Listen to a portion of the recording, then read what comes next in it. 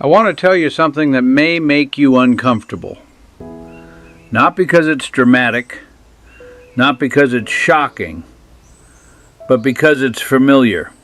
The most dangerous lie you'll believe in your 20s and 30s is not that money matters. It's not that you should work hard. It's not even that success takes sacrifice. The most dangerous lie is this: there will be time later. That belief didn't ruin my life all at once. It ruined it quietly, so quietly that I didn't notice until years were gone. And if you're listening right now, chances are you believe it too. When you're young, time feels generous, expandable, forgiving. You don't wake up thinking, I'm wasting my life. You wake up thinking, I'll handle it once things calm down. Later, when work slows. Later, when the kids are older. Later, when the money is right. Later, when you're less tired. Later, when you deserve it. Later becomes a placeholder for everything that actually matters. And the scariest part, later feels responsible. I didn't think I was avoiding life. I thought I was preparing for it. I told myself I was being smart, focused, disciplined. I postponed joy for stability, connection for productivity, health for hustle. And everyone around me reinforced it. You're doing the right thing. This is just how it is. You'll enjoy life once you're set. No one ever warned you that being set is a moving target.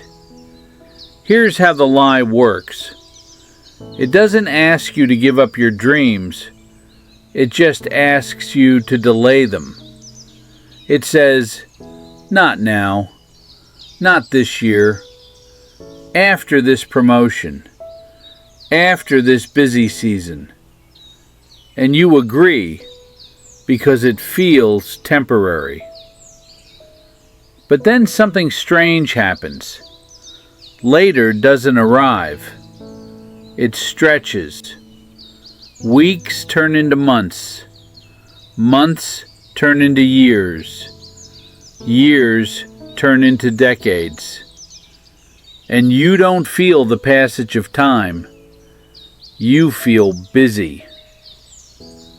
One day you realize the trip you talked about for 10 years never happened. The friend you meant to call every Sunday stopped expecting it. The hobby you loved before life got serious feels foreign now. The body you assumed would always bounce back doesn't. This isn't failure.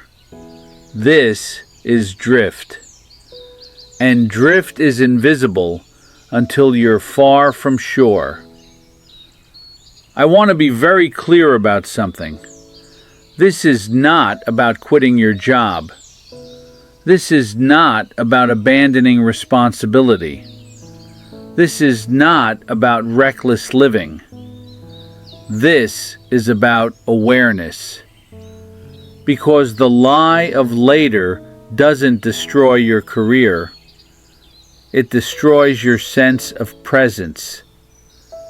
You start living as if real life hasn't started yet. As if the current version of you is just a rehearsal.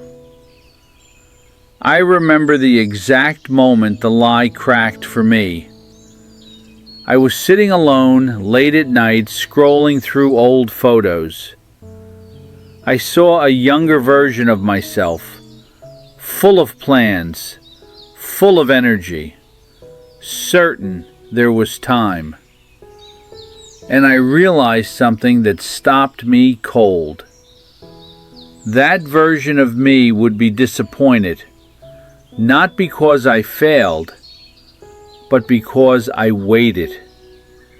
I did what was expected. I met deadlines. I paid bills. I kept promises to employers. But I kept postponing promises to myself. Here's the brutal truth no one tells you. Time doesn't disappear dramatically. It disappears through permission. You give permission to delay the things that don't scream for attention. Your health whispers. Your relationships whisper. Work screams. Deadlines scream. Bills scream. So you respond to the loudest voice. And one day you realize the quiet ones are gone. In your 20s, the lie sounds like ambition. In your 30s, it sounds like responsibility. In your 40s, it starts to sound like regret. And by the time you recognize it for what it is, it's no longer a belief. It's a habit. You might be thinking, this won't happen to me. I thought that too.